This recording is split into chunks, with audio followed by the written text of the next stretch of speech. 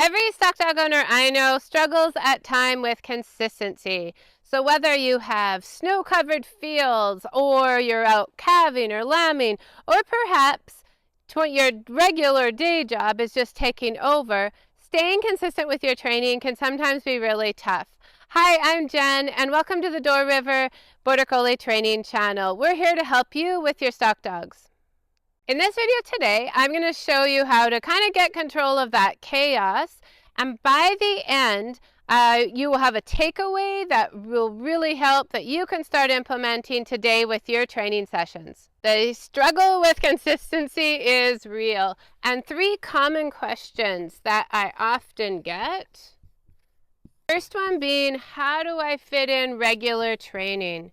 So around this is often a lot of guilt, because we're busy. We have kids to look after, we've got farm to look after, we have lots of other things going on. The weather might be a big issue as to where you live. So regular training is often a factor in consistency for many people. The second point is often just the next skill. What do I train next? So not having the ability or understanding as to really what's needed with your dog at that particular time. Often this really affects the consistency of our training. And the third question, am I doing this right? So quite often we question ourselves as to whether or not we're actually helping our dog or hindering our dog. And this can cause a lot of our struggle with consistency.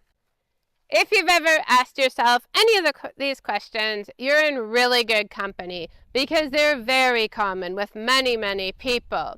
And this is what leads to our next little point, and that's something that we call the stall out effect. Start with a lot of uncertainty. So our uncertainty builds, and the dogs really feel this. This then leads to avoidance. So we avoid actually working with our dog and avoid working on the problem because we're just not sure about things. Once avoidance kind of kicks in, then we start to feel a lot of guilt. And the guilt is around not getting out there, not training, we're not helping our dogs, and so on. So we start to feel a lot of pressure around this guilt. The guilt then leads to a loss of progress because we're not getting out there. Writing sideways here. So loss of progress, and loss of progress is really stalling us out. This is slowing down our dogs and slowing down us. This, of course, then just leads into more uncertainty. So this is what I kind of call the stall out effect. The good news is we can break this cycle. So to break this cycle, we can do some really solid planning and work on our mindset as well. However, there is a bit of a twist, because anyone who's worked with dogs as well as livestock such as sheep and cattle know there's a lot of variability happening. So consistency matters, but our situation can change in a flash. So we have to learn to adapt to this. So the key with this is consistency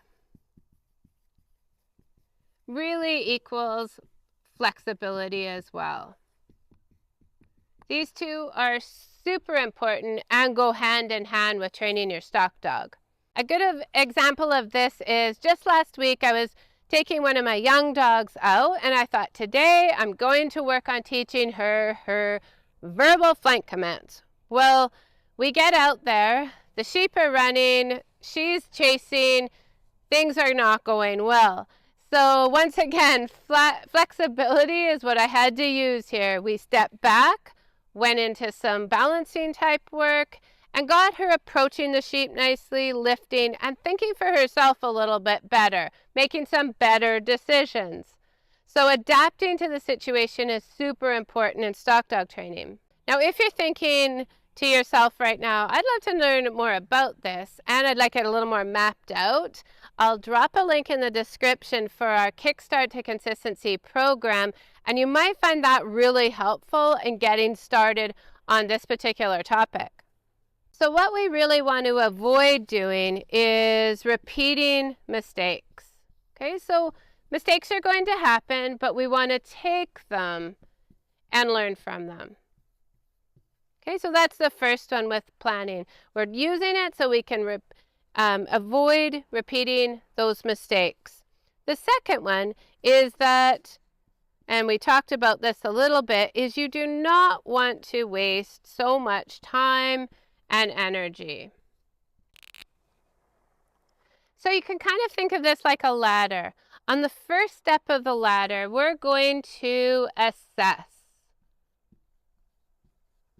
Okay, so we're going to find out what's needed, what we need to change, if anything, and how we're going to make a difference. So we're going to assess your dog's stage and possibly your own at this point. So that's the first step that we're going to do on the ladder. The next one is keeping it simple principle. We're going to prioritize. So pick one priority. What is the most important thing? So, for example, in the little scenario I just gave you with one of my young dogs, the priority at that moment wasn't to teach her verbal commands. It was to stop her from running in and chasing at the top. So my priority at that moment, that's where I switched and changed the idea that I first walked out onto that field with. I switched and worked on what she really needed to at that time. Our next step is choose supporting exercises. So these are the actual tools and exercises that you're going to do for training. There we go. So choosing your supporting exercises. So for example, I went back to just some basic balance work in the example I just mentioned because Kada needed to work on her approach again. So narrowing it down, you don't need to do anything too complicated, but choose one or two supporting exercises for that particular element that you needed to fix. At the very top of our ladder here, focus is what's going to equal progress. So being smart about your training.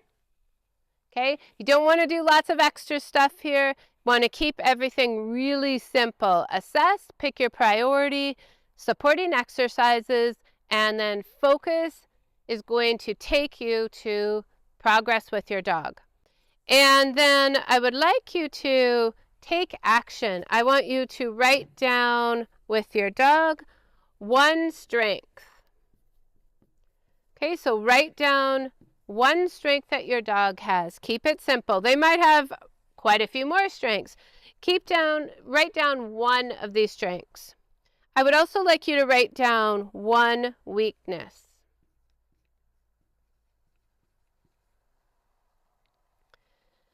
Okay, so now these strengths and weaknesses might also come from you as well. So it might be one strength that I have or one weakness that I have.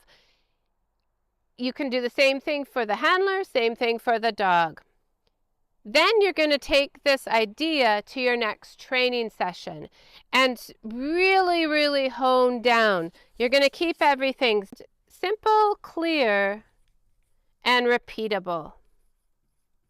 So these steps might take some going over with your dog until they really clearly get it in any situation with your livestock.